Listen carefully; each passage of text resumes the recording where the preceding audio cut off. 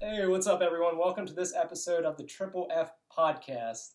But before we jump into today's podcast, I want to give a shout out to LeLe XO out of Detroit, Michigan, and her song Wine and Dine. And we thought that her song was a pretty good tie-in with what we'll be talking about today. So we've had a podcast about fighting, we've had some about football.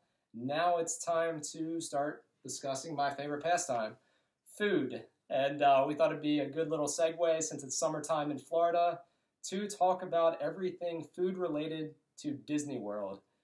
So we already know who I am. Person to my left, your right, Sara Whitten.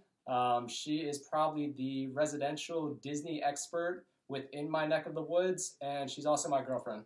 You want to say hi? Hi. All right, so today's podcast, what we're going to do is talk about all the different places that you can eat in Disney, what our thoughts are, and maybe not our thoughts, maybe our expert opinions. I'm a skinny guy, but I swear I love to eat food. And between the both of us, we've actually eaten at 60% of the sit-down restaurants in Disney. How do we do that? We're not loaded with cash. We just use our Disney dining plan very wisely. For anybody that's not familiar with it, send us a message. We can definitely give you the best information about that and how to save a buck when you're on vacation. All right, so I think what we are going to do with the restaurants, we'll talk about what park they're in. And then after that, we'll give our ratings, give some feedback, and if you disagree, feel free to tell us so in the comments section. All right, so let's start things off with Disney Springs. So for anyone who doesn't know Disney Springs, it's actually the free version of Disney World. Minus the rides. Yeah, so there aren't any rides there, but there is a lot of shopping options, and with those shopping options come tons of good restaurants. So let's say that, you live in the Orlando area, you're not an annual pass holder of Disney World, you can just go to Disney Springs for the day and have a good time. Likewise, let's say if you're on vacation down here, you only have park passes for 4 of the 5 days you're here, take that 5th day and go to Disney Springs. A lot to do there, and it's actually one of my favorite places to eat at. Yeah. All right, so if we want to jump into our first restaurant in Disney Springs, Bongos. So Bongos, it is, what do we have? Cuban and Latin American flair. Pretty traditional from what I've seen so far. It actually has a famous owner, correct? Yes, Gloria Estefan and her husband. If you remember the Miami Sound Machine back in the 80s. Continue. Okay, I feel old now. And her and her husband partnered to create this restaurant, based off of where they're originally from. So it has a lot of that Cuban flair. Yep, so Bongos, I enjoyed. That's kind of my flavor palette. I really like the Latin American cuisine. It was kind of on point with, what's up my standard bailiwick of what I enjoy in food. I thought the appetizer was good. I thought the entree was good. I completely forget, actually, I don't want to say the entree's name because I'm pretty sure I'm going to butcher it. But we could just leave that out. But I enjoyed it. How about your experience? Yeah, it was okay. I'm not a spicy person, and a lot of the, the items on the menu were spicy. I did get the plantain chips, which was an appetizer, which is surprisingly good. I liked it. But other than that, it really wasn't my, type of food that I like to eat. But it wasn't terrible. Yeah, I'm slowly converting her to Mexican food, as you'll see as this list goes on a little bit further.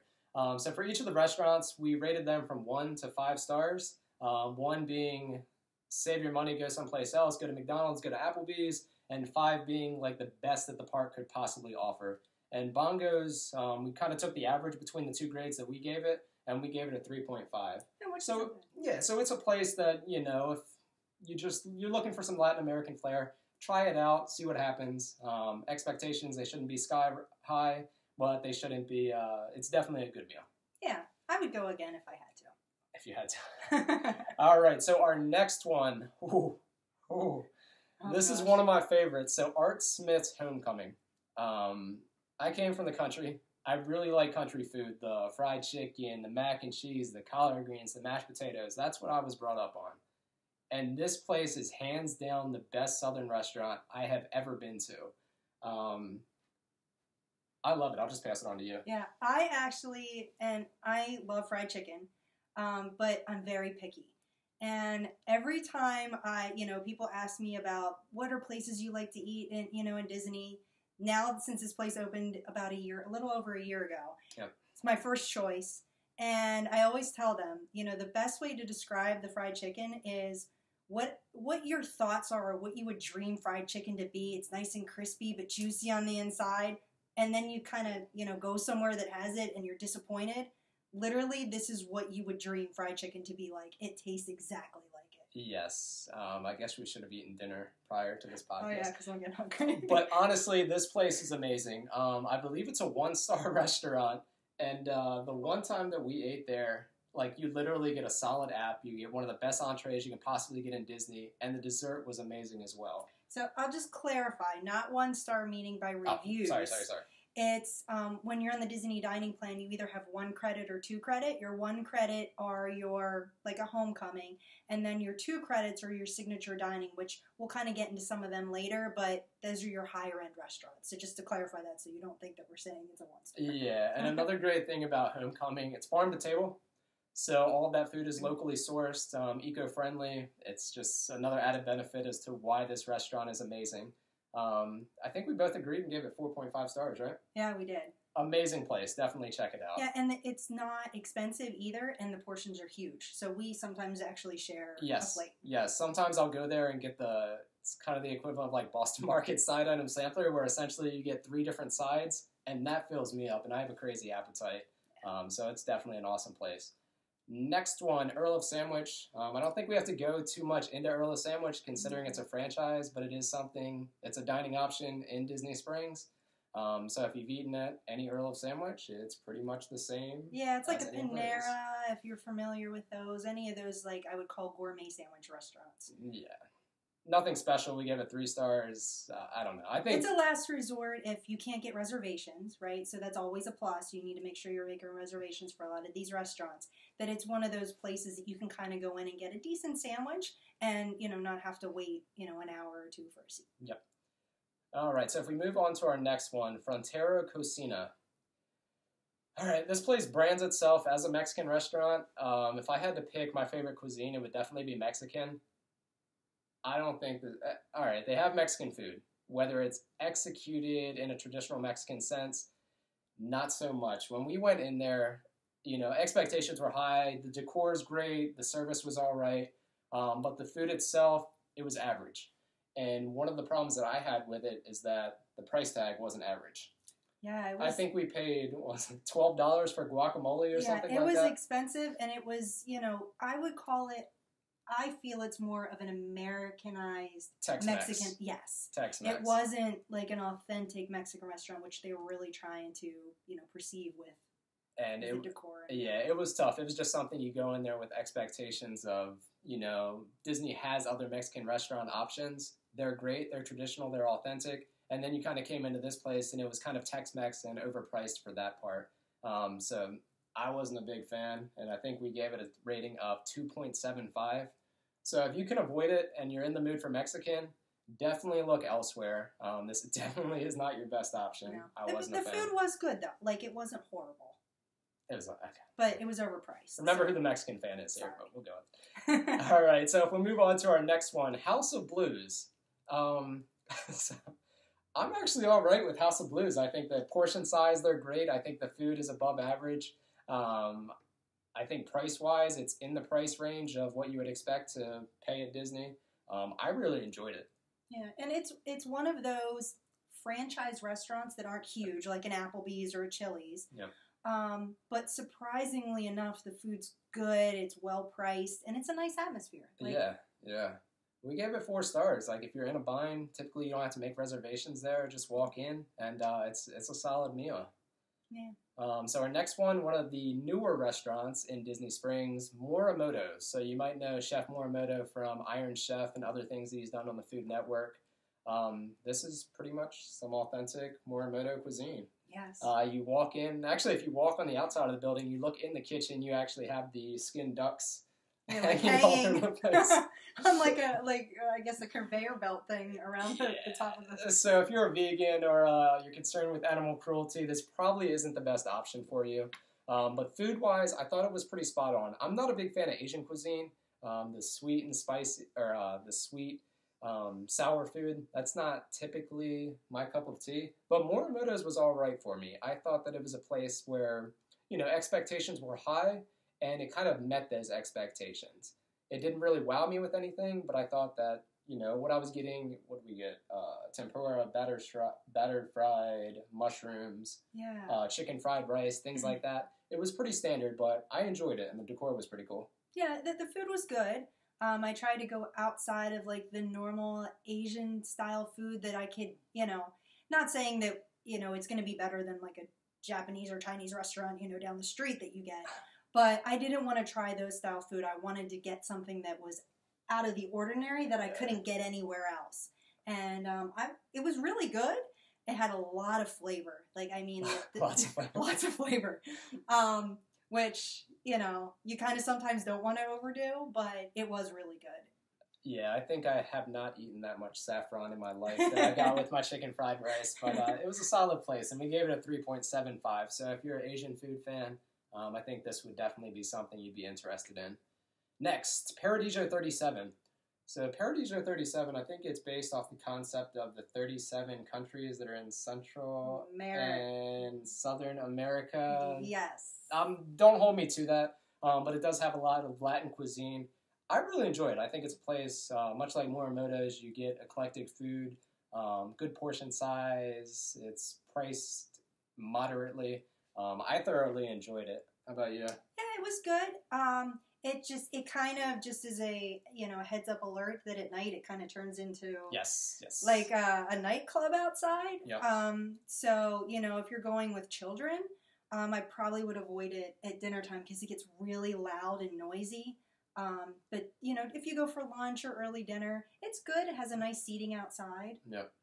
So I think if you're going there for the dining experience, definitely get that before or in the afternoon time as opposed to when it kind of turns into a party scene later on. Yeah.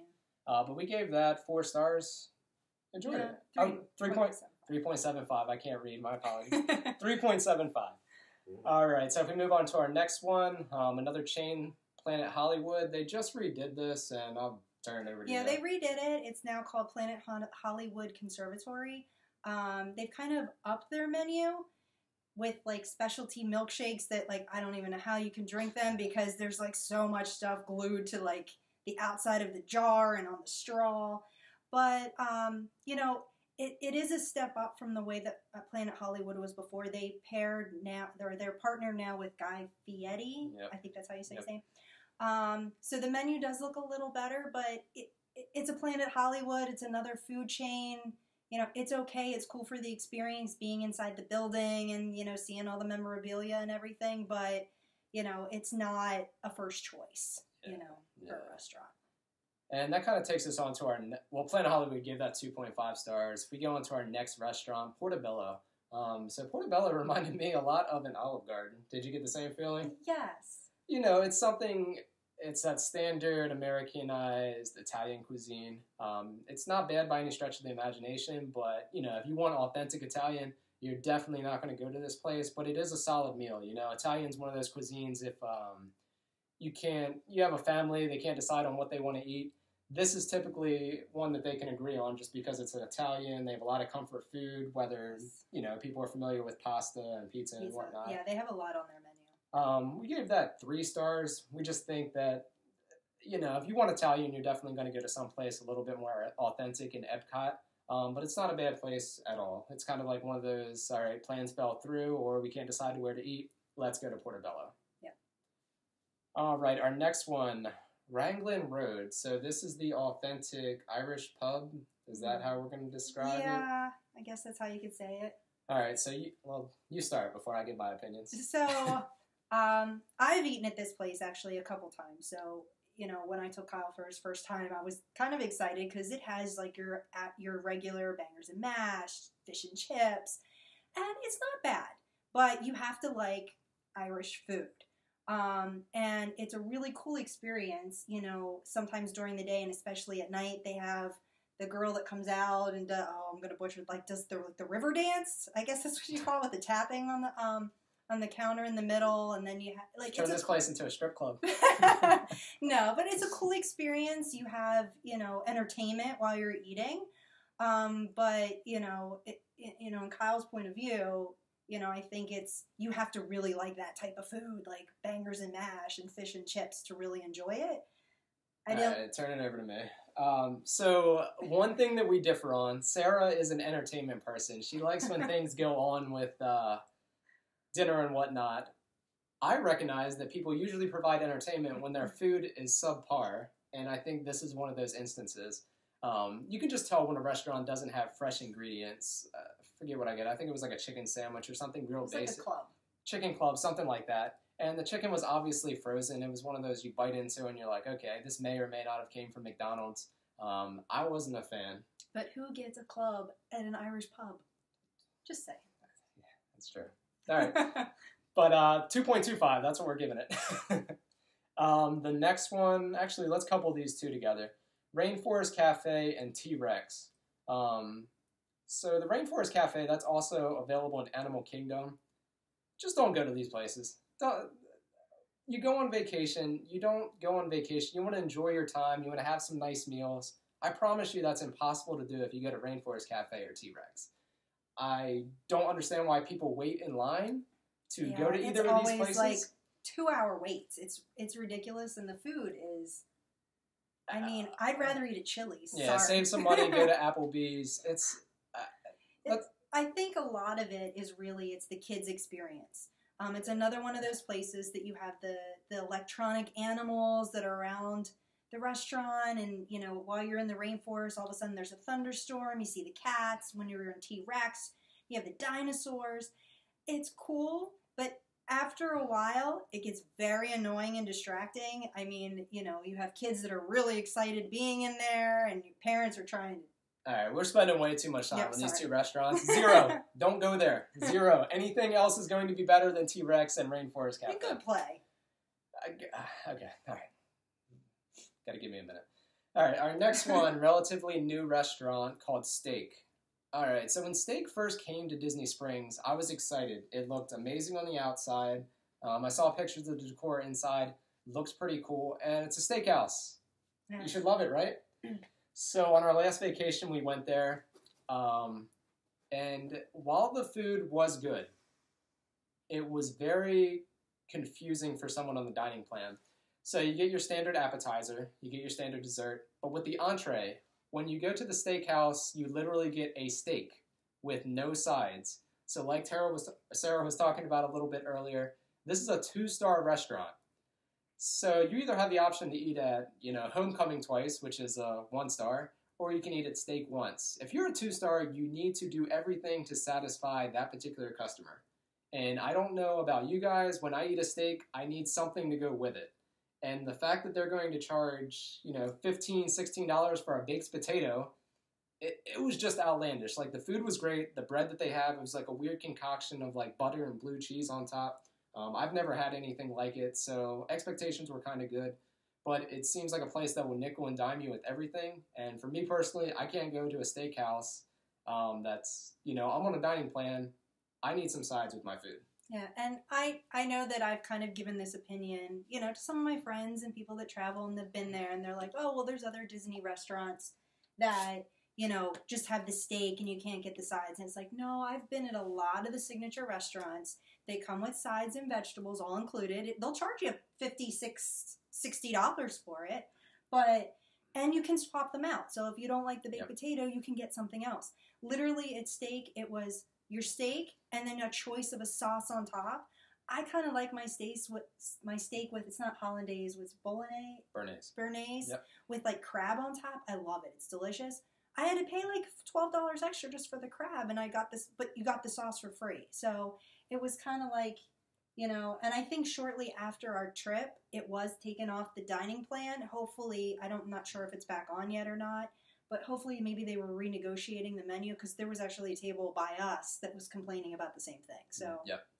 And for me, it's just, it wasn't even the best steak that I have at Disney. There's other places that I would go if I just wanted a straight steak. So Steak, you know, it's called Steak, but pass on them in favor of another steakhouse. It was a shaved Brussels sprout salad. It was really good. Okay, all right. You're there for the salad, not for the steak. Our last one in Disney Springs. So Wolfgang Puck, he has a couple restaurants down there. He has a cafe and an express. And then there's a formal dining. A formal dining room. There's a lot going on there with Wolfgang Puck. I think this is an example of, it's a celebrity chef. Obviously, you're not going to get his best cuisine there, but it's solid. It's a decent meal. Yeah. I mean, even from, the cafe, which is in the indoors, they have, some soups that are good. You have your average, pizza, pasta dishes. But one thing that was surprising that we really liked is his mac and cheese. You can get in the express, which is like outside, is like quick service. And oh my God, it's like delicious for like a quick service. Yeah, so we gave this 3.5 stars. It's a solid place. Like, check it out. There's better options out there. But this is another place where if you bring your family, you can't agree upon what to eat. This is a place where there's something for everyone. Yeah, and they have sushi, too. So. Sushi. Right. Sushi. All right, so that's everything for Disney Springs. Next, we will move on to the epicenter of Disney. And I make the argument all the time when people talk to me about, okay, what's the best food, location in the entire world? So I've traveled to different countries, traveled to different places in the United States. I love Orlando, and the major part of that is because of Epcot. Don't smirk at me. But Epcot, they go through painstaking tasks to make sure that their food's authentic. I know a lot of places, they import the ingredients from the actual country. So Via Napoli, that's the Italian place. We'll talk about that a little bit later. Their pizzas, they actually have tomatoes that came from Italy. A lot of the restaurants there, the cooks in the back of the house, they're actually culinary students from that particular country. So it's not like, I'm trying to get a degree and graduate. I'm trying to adequately, bring honor to my food and try to convert some people to cuisines they might not be familiar with. And the first on this list is Germany's Biergarten. Yes, that's Biergarten. All right. So Biergarten is a buffet. So, if you like your bratwurst and, German potato salad, that's what they have there. It's okay. It's just your average type of food. What's interesting about it is while you eat, there's a whole show that's going on again, like he said, me and my shows. So it was really cool to, kind of see people that are from Germany putting on a show and their leader Hausen, however you say that, and eating the food. But, it's more for the experience, not the food itself. So I actually gave this a 3. All right, so if we move on to one I find a little bit better food-wise, is Chef de France. So this is France's residential restaurant. So Chef de France is a weird place. It's very low-key. You kind of envision yourself being in France when you're eating there. You do have a lot of traditional food that's in the United States. I love it, though. Yeah, and it's always hot. I burn my tongue every time. You're never going to get cold food there unless you're getting a salad or ice cream. If you get the French onion soup, just order that as soon as you get there, and then look through the menu. I don't know, go wash your hands in the bathroom, come back, stir it a couple times, then it should be ready. I like it. I gave it a 4-star. I think you were in the same boat, right? Yeah, and it actually is one of the places that I actually get a vegetarian meal. Actually, mine is too. Yeah. It's their a vegetable lasagna, and again, it's scalding hot. I burn my tongue every time, but it's really good. Portion size is really good, but yeah, I really enjoy the food there. That's kind of like a must for us each time we go. All right, and then if we move on to the next one, Cantina de San Angel. So this is a quick service across from San Angel in the restaurant. But we gave it a 1. I don't think it's Mexican at all. Don't get it confused with San Angel or La Hacienda San Angel. It is literally a quick service, and I can make that stuff at home in my kitchen. Yeah, it's not even worth us talking about. 1 star. We're done. All right, move on to our next one. So this is actually my favorite restaurant in all of Disney. San Angel. So that is Mexico to a T.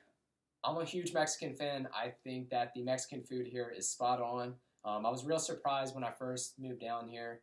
I was looking at the different reviews, and it's getting like 3.5 stars. And I was like, man, I'm scared to actually eat at this place. And then I went there. I realized what the issue is, that this is authentic Mexican food. So the things that it does on your palate, most Americans, they interpret that as, what the hell am I eating right now? I love it. If you get the mole, it's straight up mole.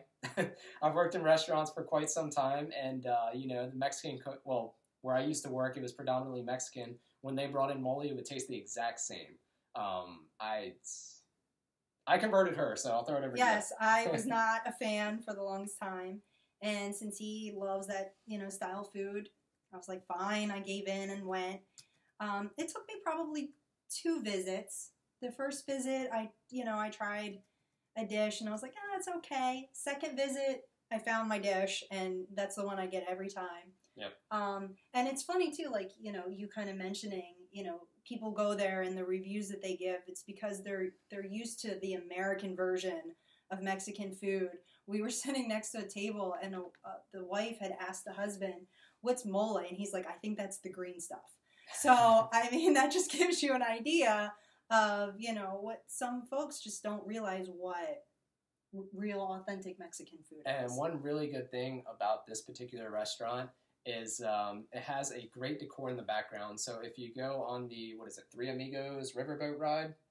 I don't Something know. like that. Yes. There's a huge pyramid in the background, and essentially this restaurant is overlooking that the entire time.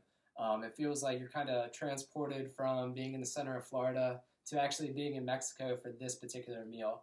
I love it. We gave it a 4.25. Yeah, it's really good. It's a great place. So, yeah, if you're a guy, you need to convert your girlfriend to Mexican food, this is where you should go. The next one, Coral Reef. This is another experiment one. Or, no, experiential... Experience. So you take that. Yeah, Coral Reef, it's more of your seafood type of restaurant. You get salads, salmon, other types of fish. It's more for the experience. You go in and it actually has the aquarium. So whenever you're in the Living the Seas or the Nemo ride, yes, I can't remember the exact name of it, the Nemo ride.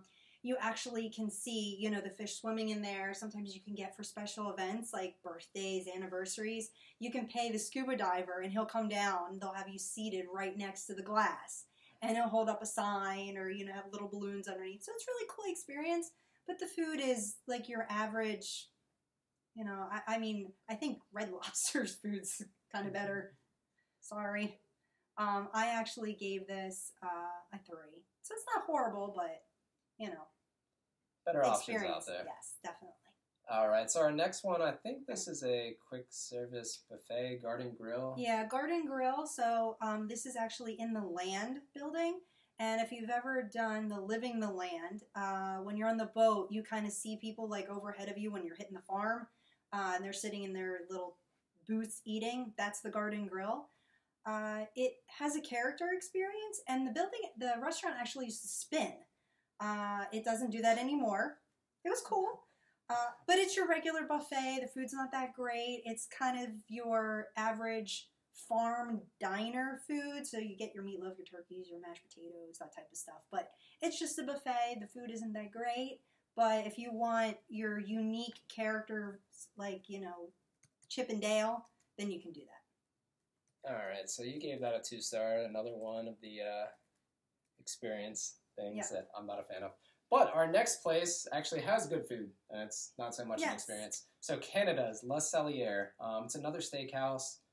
I really enjoyed this place when I first started going there. You get a good little assortment of breads. I don't even know what kind of breads they are, but it's a good assortment. It's very tasty. Yes. Very good beer cheese soup, and the steak there is very good. The only issue that I have with Le Cellier, the last time we went, they kind of tweaked their menu a little bit. Tweaked? Okay, they changed their menu a little bit.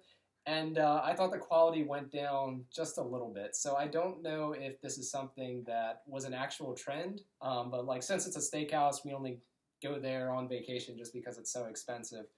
We don't know if they had a bad night or if that's the way that it's going. I enjoyed it for the most part, but I think, It's something that you have to keep an eye on to see if the quality goes down any. Yeah, they changed it a lot. Even the menu itself, like it used to light up because it's very dark in there. Steakhouses are dark. Yeah, I forgot and about that. it doesn't light up anymore. I was like, that's a bummer for me. I like that stuff. And there was a really good dessert that we loved. It was like a smoked chocolate mousse that came with a dome. And it was actually smoked inside, so when they lifted off the dome, the smoke went everywhere. And I tried to explain it to the waitress, and she looked at me like I had 3 heads. And I was like, oh, she must be new, because she has no idea what I'm talking about. Yeah, we gave this 4 stars. I mean, it is a pretty good steakhouse, but it is one of those 2 stars in the dining plan. 2 credits. 2 credits. Sorry. I keep messing up. All right, so 2 credits, but 4 stars. So if you're in the mood for steak, definitely check it out. But it's more of a steakhouse than authentic Canadian cuisine. The next one, Liberty Inn. Yeah, that's in the United States, in the World Showcase. It's your average American food. If you don't like anything else, it's a good place to take your kids for a quick meal. I gave that a 2. 2 stars. Nothing to write home about. Our next one, Round and Crown. Rose and Crown. I swear I can read. Rose and Crown Pub. So that is England, right? Yes, United Kingdom. Yep. Really good food. It's taking your Raglan Road that's in downtown Disney and actually having authentic Irish food, or, New England food. It's really good. And if you're a beer drinker, they have Guinness on tap with a nitrous. So it's one of the only places in Disney that you can get that besides Raglan Road and Disney Springs. I give this a 3.5 just because I like fish and chips. Yeah, and you'll see if you ever walk past it, all these people are walking around with the fish and chips in the little to-go container. Well, that's where they're getting it from. Well, no, that's the Yorkshire Country Fish Shop on the outside. Okay. One's proving she knows more about Disney than I do. So you gave that 3.5 stars. Let's just actually talk about that since we're on it. Yeah, so right next door to it, where you can get your character pictures with Alice in Wonderland or Mary Poppins, they're right across from there is your Yorkshire Country fish shop, and that's where you can get the fish and chips, where you'll see everybody walking around the park with that. And I mean, literally, as soon as you come around the bend from France on the bridge, that's all you smell is fish and chips, and it smells so good. So I actually gave that a 3 because it's one of those quick services, but it's actually good food. Yep. All right, so if we move on to our next one, I think this is relatively new. It's the Mediterranean restaurant called the Spice Table Road. That's new, right? I can't remember if it was there before. They remodeled it. All right. Yeah, so we got the opportunity to go there on our last vacation. We're actually big fans of Mediterranean food. It's actually something that I've been liking more and more since we moved down to Florida. But this place, not so much. Yeah, it was such a disappointment. It was a very weird place. I was expecting Mediterranean, something a little bit... I don't know. It was more... basically, I got kebabs. Well, actually, it started off really weird. I ordered Sprite, and I actually saw our waiter go into the back of the little area where the kitchen starts, and he cracked open a can of Sprite and poured it into a glass, and then that was the glass that he gave me. Not sure what was going on there, but that kind of set the bar very low for this particular restaurant. It was one that I just wasn't a big fan of. The meat, it tasted like it was either pre-made or it was broiled as the way to prepare it. I just wasn't a fan. How about you? Yeah, I think my appetizer was a hummus and cream cheese dip assortment.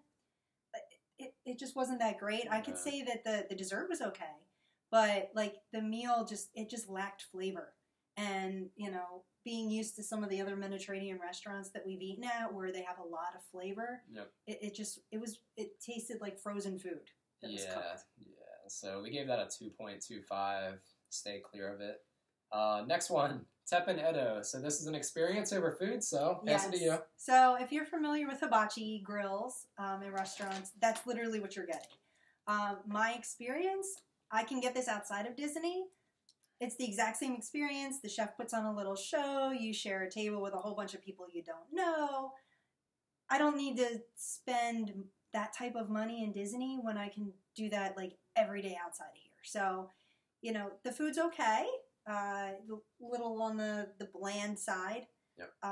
We gave this a 3, but It's an alright place. It's okay food, but it's repeatable anywhere outside of Orlando. It's not really one of those things that you go to and you're like, man, I'm really pumped for this. Just your standard hibachi, except it's lacking a little on the food quality side. Our next one, Tokyo Dining. And that's actually right next to the Teppan Edo. And this is where you can get a lot of tempura food. Again, you can get it anywhere. It's not something that I'm really excited about eating, and I gave it a 2.5. Our last one in Epcot, one of my favorites, we go to Italy, Via Napoli. So this is one where you're pretty much transported into Italy for a little bit. We've actually had some occasions where, they're kind of, there's some machismo in Italy, where the server only addressed me and not so much Sara. Very, very traditional on that aspect. But much like that, their food's extremely traditional as well. A good mix of pasta and pizza. The pizza there, it's some of the best I ever had. This is one of those restaurants, they import the ingredients, so it's pretty much just like eating a pizza in Italy. I really enjoy it. How about you? Yeah, no, I think it's really good. I think this is kind of another one of those restaurants like the San Angel, where people expect the American version of Italian food, and when they go there, they're like, oh, this pizza's gross, or oh, this pasta's nasty. It's authentic, so it's not Americanized, and again, they're importing this stuff directly from the country, so it's going to taste like the food if you were to actually go visit there. Yep. So it's really, really good. Portion sizes are huge, too. Yeah, it is a bit pricey, so I'd recommend this if you're on the dining plan. I think pizza's like a standard one-person pizza is like $22. I think it's more than that, actually. Okay. So, I'm being generous. Yeah, but it's a good place. It's kind of some authentic Italian. I really enjoy it. Gave it a 3.75. All right, so if we move on to our next park, which is one that people traditionally don't think about when they think of Disney's food, Magic Kingdom. Which most families spend 90% of their time whenever they have kids there. Yes. I'll just turn it over to you and let you take all of these. I've only eaten at one restaurant that we'll talk about, so. All right, so the first one is Casey's Corner. Surprisingly, it is your hot dog station. It's different. You can get chili cheese dogs. They actually have a mac and cheese dog. There's a guy that sits outside and plays piano. Really cool. It's a quick service. I gave this a 2 because it is just hot dogs. Moving on to Cinderella's Royal Table. This is one that Let me guess, another experience. It is. Okay. This is actually a signature dining, so it's 2 credit. It's in the actual Cinderella's castle. It's very, very hard to get reservations, so you always want to do it 180 days in advance if you can, whenever you're going. It is pricey, but as part of the experience, they have kind of like an average menu. You can get like salmon with asparagus, but before you get seated, you actually get pictures taken with Cinderella, and you get a picture pack. So you have like 2 5x7s, some wallets that you get in a packet, and they'll give it to you whenever you're getting ready to leave. So the whole time while you're eating, you have the fairy godmother, the mice running around, and it's a really cool experience. And if you're there during, well, it's not Wishes anymore, whatever the new fireworks show is, you're actually in the castle and you can see it from up top through the window. So it's a really cool experience. The food's okay. I actually gave it a 3. So Cosmic Rays is a quick service. It's a cool experience. The food is just average. I gave it a 2.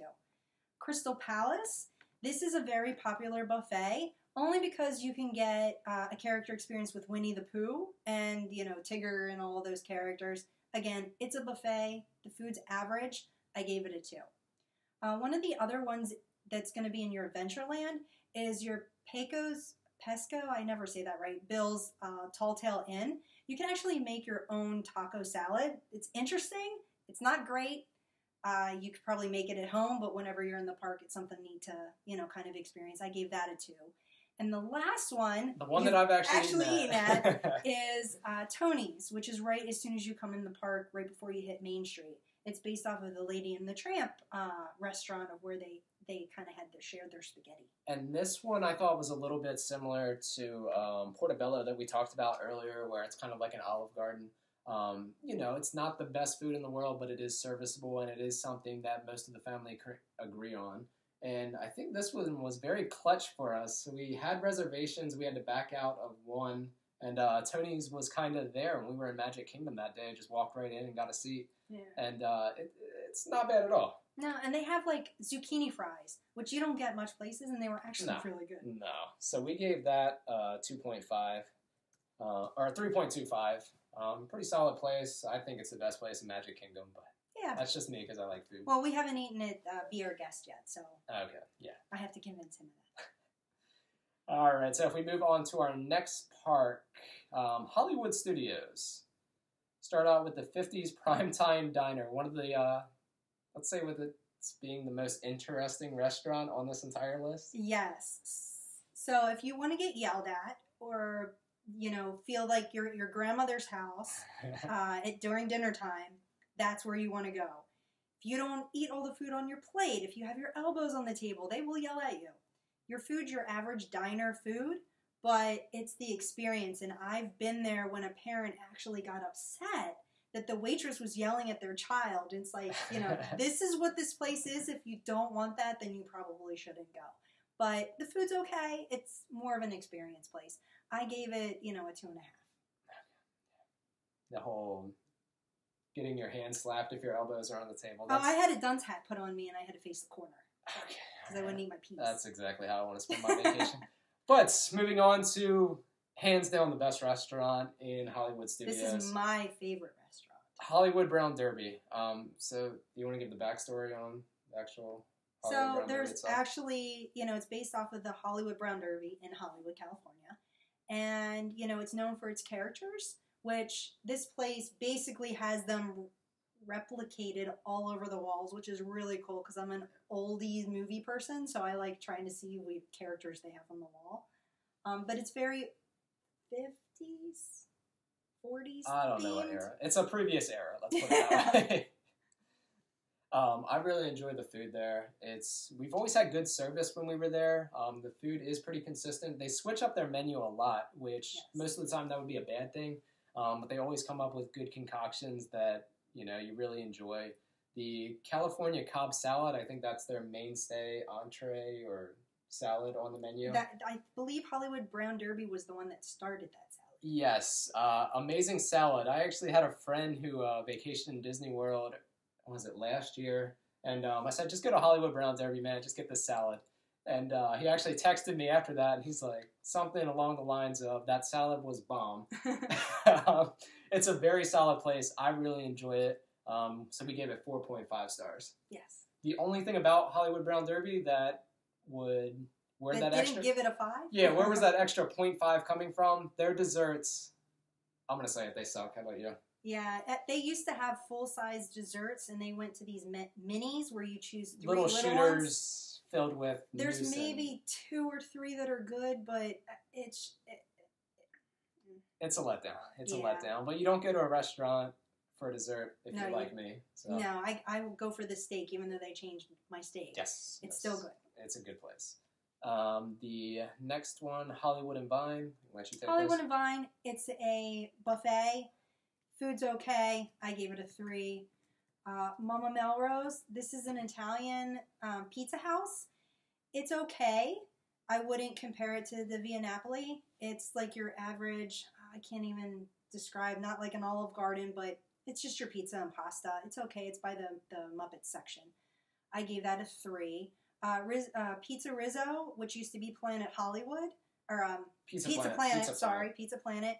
It's basically like DiGiorno pizza that you make, so it's nothing to write home about, but if you are starving and you need something quick, you can go there. I gave it a 2. Or if you really like DiGiorno pizza, feel free to go there. And the Sci-Fi Diner, again, it's an experience. You get to sit in old cars, like we're sitting at the drive-thru, or the old drive-in movie theaters, but the food's average. I give it a 2. Yeah, I set you up on that one. I said, I typed diner instead of dinner. Or dinner instead of diner, so we'll go. All right, so that's everything for Hollywood Studios. Not too many great options there, but they do have, you know, go to Hollywood Brown Derby if you're there. That's what we're saying. All right, if we move on to our next one, Animal Kingdom. So Animal Kingdom, that's another one you really don't think of food when you go in, but they have places there that are serviceable. Yeah, and with Pandora opening, they have a new restaurant on that end, and there's also Tiffin's, I think that's how you say it. That's also new, which we haven't tried it out yet, but the next time we go, we will. But one of the surprising things in Animal Kingdom, which you don't hear me talk a lot about the quick service, is the Flame Tree Barbecue. It's actually, surprisingly, one of the best barbecue fast quick service restaurants in all of Disney. Like, I mean, you can smell it as soon as you cross over the bridge. Yeah. It's delicious. I gave this for a quick service actually a 3, which is pretty good. And I think that's pretty much because, if you're comparing these to the other restaurants where you're sitting down and getting an appetizer, entree, dessert, you can only do so much with barbecue. It's a good meal, but if you're in Animal Kingdom, definitely check it out. Yes. All right, our next one, Tusker House. Turn that over to you. Yeah, so Tusker House, we actually did the Africa Trek, and this was the food that was offered on the Africa Trek, and I've eaten it outside of that as well, and I was hoping that it would be a little better since the last time I ate. It's okay. They have a wide range of, like, really unique menu items, but it's lacking in the flavor. Like, I'm a flavor person, and it had flavor and experience. There's no experience there. No experience whatsoever, which was kind of disappointing. So we gave this one a 2.5. Yep. And then if we move on to the last one that we've eaten at in Animal Kingdom, Yak and Yeti. All right, so Yak and Yeti. One thing that I really enjoy about Yak and Yeti is that you can use one of your Disney Dining Plan snacks for chicken fried rice. Yeah, so it's I love it. There's a little booth on the outside of the restaurant. So Yak and Yeti is a restaurant. And then there's like this little booth outside where you can get some of the menu items from within the store. And he likes the rice. The food inside, it's a very eclectic menu. But it's kind of like you have to like that type of food to really want to eat there. We gave it a 3 just because he really likes the fried rice. But Animal Kingdom's one of those places where you think they could do a lot more for their dining, and you see them adding new restaurants. But, it's not one of our particular favorites just because it is pretty limited there, and Animal Kingdom's one of the more popular parks. They have a lot of people coming in and out. But, there's some options there. Yeah. All right, so now that we're done with the parks, let's actually get into the restaurants located in the resorts in Disney World. So we'll go through these alphabetical order. And I didn't even notice that. That's a good little segue. We just got done talking about Animal Kingdom. Let's talk about Animal Kingdom Lodge. Yes. All right, so the first one, Boma. Boma is your buffet. It's okay. Again, it's very eclectic food, and I mean, there's some weird menu options that you can choose from, but it's just not my type of food to eat, especially if you're a picky eater and you don't want to try like those really, really, really weird menu items. But I gave it a 3 because it wasn't horrible. Like, if I had to eat there again, I would, but it's not a first choice. Jico, which is actually right next door to that. Similar menu items, just bigger portions. So again, I gave this a 3 as well because the food was very similar. It's just a different atmosphere between a buffet and a sit-down restaurant. Yeah, so Animal Kingdom, you pay all that money to stay in Animal Kingdom Lodge. They have dining options there, but it's nothing to write home about. All right, next we move on to the Boardwalk. I'll let you handle this one before I bash it. Big River Grill. Big River Grill is your typical bar restaurant where you can get burgers, you can get like some average, and I'm going to say average pasta dishes, meatloaf, average steak. You're really going for your microbrew drinks. And usually whenever you go to a place for alcohol, the food kind of just complements the beer. It doesn't necessarily wow factor with the food. Yes. So my issue with Big River Grill, I noticed that on their menu, typically I do a lot of planning beforehand, so I look at the menu and I'm like, oh, I'll eat this day. And I saw a Kobe burger on there. So, Kobe beef, it's one of the best meats in the world, if not the best. You're expecting one of the best burgers you've ever had in your life. Not at all. I'm almost certain that burger was frozen. I'm almost certain that was not Kobe beef. It might have been 2 years ago before it was thrown in a freezer. I was highly disappointed. If you sell yourself on a product, the quality has to be there. and it definitely wasn't with Big River Grill for me. No, I agree. The food's average. You're really going for the beer. Yeah. And the beer's good. Yeah. So 2.5 for that. Yes. Get them out of here. Our next one, Flying Fish. So Flying Fish is actually, I don't know if it's open for lunch, but I know it's really only open for dinner, which is like around 5 o'clock. It's a small restaurant. It's kind of like going, if you've ever been to Narcosis, which we'll talk about later, but it's your seafood type of restaurant with what is it, like, not upscale, like I can't think of what the word is, like an enhanced flavor for your type of seafoods and everything. I gave it a 3 because I feel there's some other restaurants that in Disney that are better, but it's a good experience if you're in that area. Then if we move on to our next one, I'm not Italian, so I don't know how to say this name. Trattoria El Forno? Let's go with it. We'll go with it. It's the Italian place on the boardwalk. And it's where Cat Core's restaurant used to be, or Spoodles, if you've ever gone to Spoodles before that. Yes, it was interesting. This was one we were just in Disney World for the day. Didn't have reservations anywhere. Checked out their menu just to kind of see what things were like, and we actually enjoyed it. Yeah, it was surprising. And I'm a pasta lover. I love sauce too. Like, I like my pasta drowned in sauce. Like, I'd rather eat the sauce than probably what the pasta is. But they have daily ravioli. I'm gonna say ragu. Ravioli, and it's custom made. So like the day I went, it was kale and ricotta cheese, but there's a different one on the menu every day. So it's kind of nice that it's not, you have your standard menu, but then you also have whatever's the special for them. Yep, and for the prices with this place, the prices were pretty reasonable, and it's something that's a little bit different. I think that, what did I get? It was, I think it was You got... lasagna. Yes. Made out of shaved eggplant. There was ricotta inside. I think it was a regular red sauce and pesto on top. It was really good. It was just something that you go in, you're like, okay, maybe we get another Portobello, something like that. I was very surprised with it. I thoroughly enjoyed it, and we gave it a 3.5. Yeah, and it's one of those restaurants because we're big on seeing the kitchen. Huge kitchen, and you could see everything that was going on while they were cooking it, prepping it, cleaning off the plate before they brought it to you. So yeah, it's really definitely an underrated place, and it was something that kind of caught us off guard, and we'll definitely go there again. Yes, definitely. All right, so if we go from the boardwalk to Fort Wilderness. All right, so Fort Wilderness, we've been dating for how long now? 5 years? 5 years. 5 years. So we have a pretty good understanding as to what each other likes. And Sarah, she kind of lets me do all the dining reservations and whatnot. And she didn't say anything to me when I originally booked Trails End. Because, I saw it and I'm like, okay, maybe Kyle knows something I don't know about this place, so... All right, so I didn't say anything. Yeah, so we made the voyage to Fort Wilderness. Literally a voyage. Yes, it is a voyage. We walked in there. I think we sat down, looked at the menu, and then about 2 minutes later we walked out. Yep. I don't know if I've been this wrong in my life about anything before.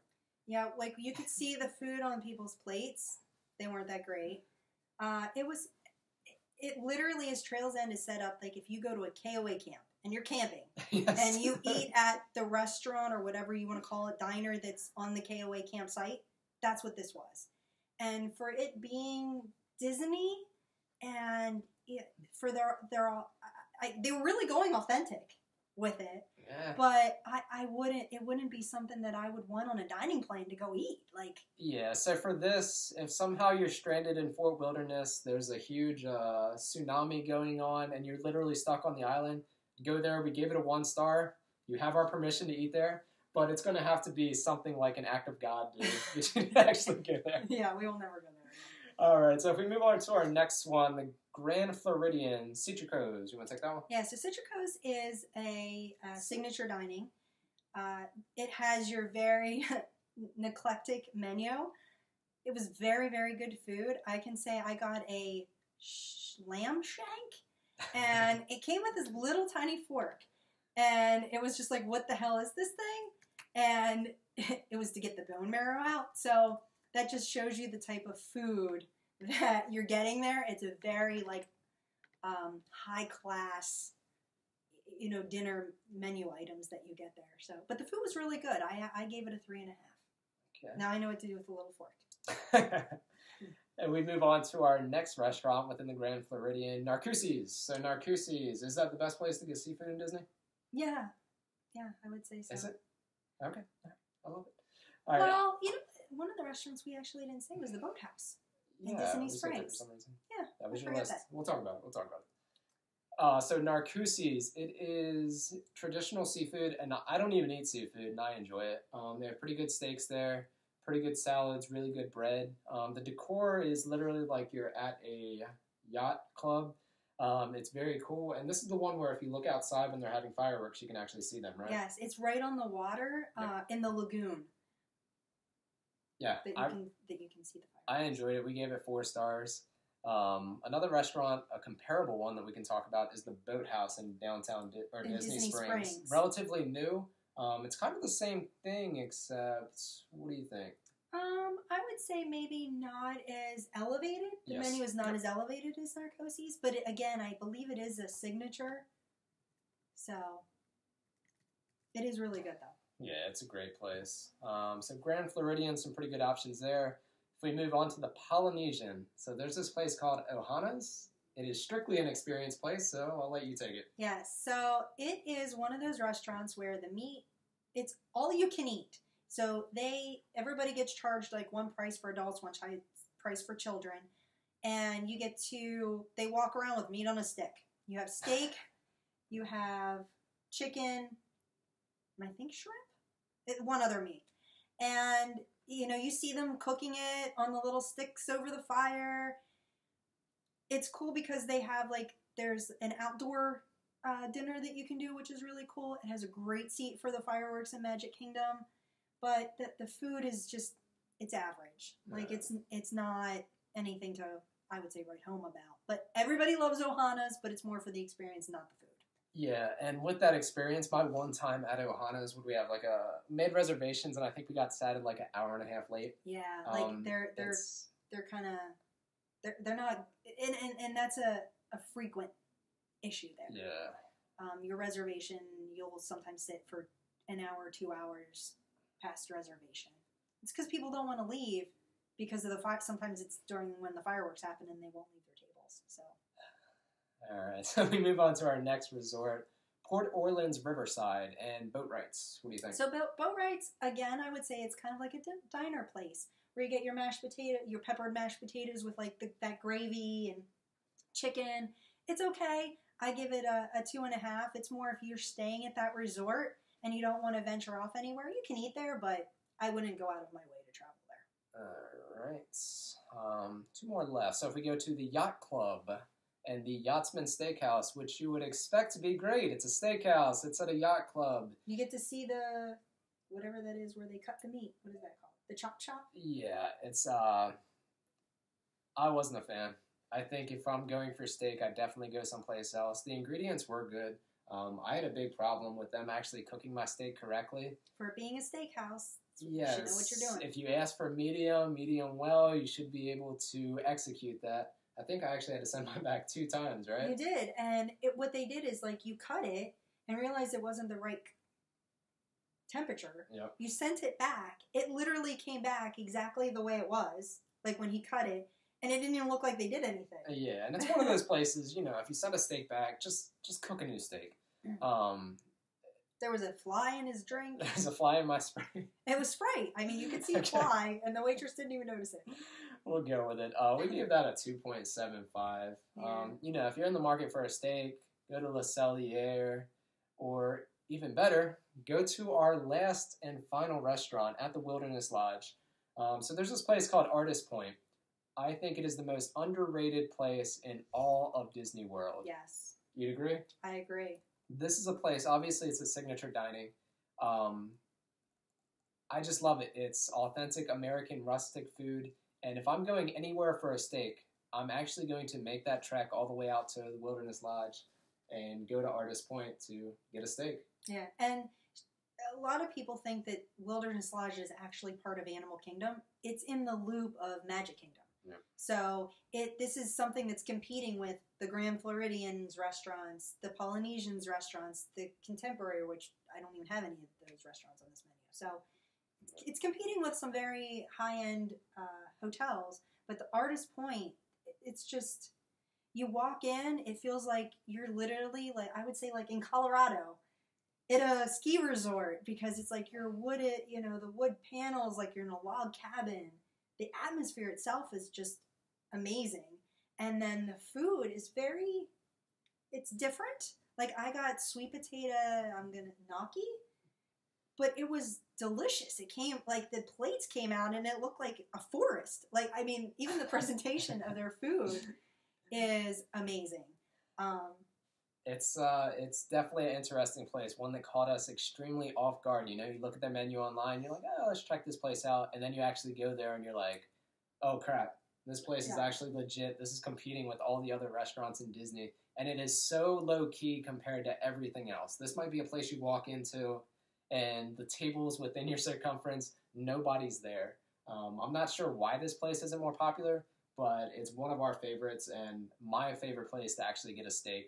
We gave it a 4.5. I think our first time service was a little bit Yeah, our waitress forgot about us. Yeah, she forgot about us. But it's one of those, and I think another thing with Artist Point is that they're inconsistent, but they're inconsistently good. Yes. So, you get the soup, the beer cheese soup one time. It's not going to be the same next time, but that's not necessarily a bad thing. It just might be a little bit more thinner, or it might have a little bit more cheese in it. But I don't mind that. It's just whatever chef's working that day, that's what they're putting out, and I'm cool with that. And it's one of my favorite restaurants. Yeah, and I said it was something that was very surprising to the two of us.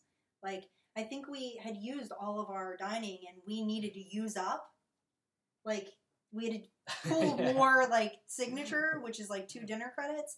And so we started looking at the menu. Okay, well, let's just start trying places we've never eaten before. Yep. And we just pulled that out of a hat. And so we didn't have any expectations going into this place. And we were surprisingly shocked. And it's now a staple for us to go to. Yeah. So. All right. So that is every restaurant that we've eaten at in Disney World. If you agree, do so in the comment section. If you disagree, do so in the comment section as well. But like I said, we're huge foodies, love Disney World. And this is something that when you go on vacation in Disney, definitely do the Disney dining plan. It's advantageous to you financially. It alleviates a lot of the stress as to what restaurants we should eat at. What are some other tips? If you're on the Disney dining plan, so like I said, I can eat a lot of food. Pace yourself. You get an appetizer, entree, and dessert for lunch and dinner. My biggest advice, avoid red meat like the first 2 or 3 days, and then you should be good to go. Yeah. Yes, because we did, the first time I ever took him, he actually did steak like every day, and by day 5, we couldn't even eat lunch. We couldn't even finish. Like, lucky we got through an appetizer. I think we had actually eaten at Portobello. I got halfway through the appetizer, I had 1 slice of pizza for my meal. So you really got to pace yourself. All right, so we're going to wrap this up. Sarah, you want to do some promo for anyone that doesn't know? Well, why am I telling you about your business? Go with it. Oh, so I actually have my own business where I make Disney-themed skirts. I should say magically themed skirts. Magically themed skirts. I have one on now. My Star Wars. And you can visit me on Facebook / Love Your Skirt. And, you can like my page. I have a whole bunch of, the different fabrics that I make. I make adults and children. And I just recently started making little crossbody bags. So you have a little pocket. It's double lined. So you can, wear them in the park. If you don't want a skirt, you're not a skirt person and you don't want it in that fabric, I can actually make you a bag in fabric. Yep. All right. And like I said, she is the biggest Disney fanatic I ever know. Yeah, I have like 40 skirts myself. It's no joke. And I have like 6 fabrics sitting over by my sewing machine that I haven't even made yet because I've worn a different one every time I go. So. If you see her in the park, say hi. Yes, if you see me in the park, say hi. I'm the girl with the handmade skirts. Yep, she loves it. Are you wearing Disney underwear right now? I'm not going to tell you. All right, everyone. Thank you for joining this episode of the TripleF podcast. We're going to leave it with the song that we started out with, LeLe XO out of Detroit, Michigan, her song Wine and Dine. Once again, if you want to check that song out, information is going to be in the comment section. And thanks, everyone. Yeah, thanks.